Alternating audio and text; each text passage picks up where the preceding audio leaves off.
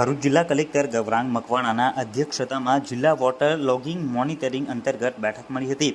ચોમાસાની ઋતુ પૂર્વે આગોતરા આયોજનના ભાગરૂપે જિલ્લા કલેક્ટર ગૌરાંગ મકવાણાના અધ્યક્ષતામાં જિલ્લા વોટર લોગિંગ મોનિટરિંગ અંતર્ગત બેઠક યોજવામાં આવી હતી। આ બેઠકમાં પ્રી મોન્સૂન એક્ટિવિટીના ભાગરૂપે જિલ્લા કલેક્ટરે પ્રી મોન્સૂન એક્ટિવિટી 2025ના કામો સમયસર પૂર્ણ કરવા જણાવ્યું હતું। ગત વર્ષે ચોમાસા દરમિયાન પાણી ભરાવાના બનાવો બન્યા હોય તેવા વિસ્તારોમાં પાણીના નિકાલની વ્યવસ્થા કરવા સંબંધિત અધિકારીઓને સૂચના આપી હતી। ભરૂચ જિલ્લામાં વર્ષા ઋતુ 2025 દરમિયાન જિલ્લામાં આવેલા તમામ ડ્રેનેજ લાઇન તથા કાંસોની સાફ સફાઈની કામગીરી સમય મર્યાદામાં પૂર્ણ કરવા જણાવ્યું હતું।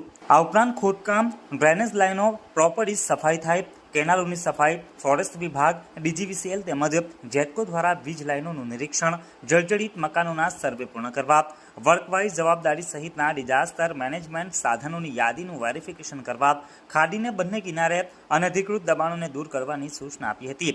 શહેરી તથા ગ્રામ્ય વિસ્તારોમાં વરસાદી પાણી ભરાવા જે બાબતે તમામ પ્રાંત અધિકારીઓએ તમામ લાઇન ડિપાર્ટમેન્ટ સાથે બેઠક યોજી એક્શન પ્લાન ઘડી કાઢવાની સૂચના કલેક્ટરે આપી હતી। તેમણે ભૂતકાળના અનુભવોને આધારે દરેક તાલુકાના તીડીઓ ગામે ગામ વોટર લોગિંગ સમસ્યા બાબતે ગંભીરતા લેવા બાબતે તાકીદ કરી હતી।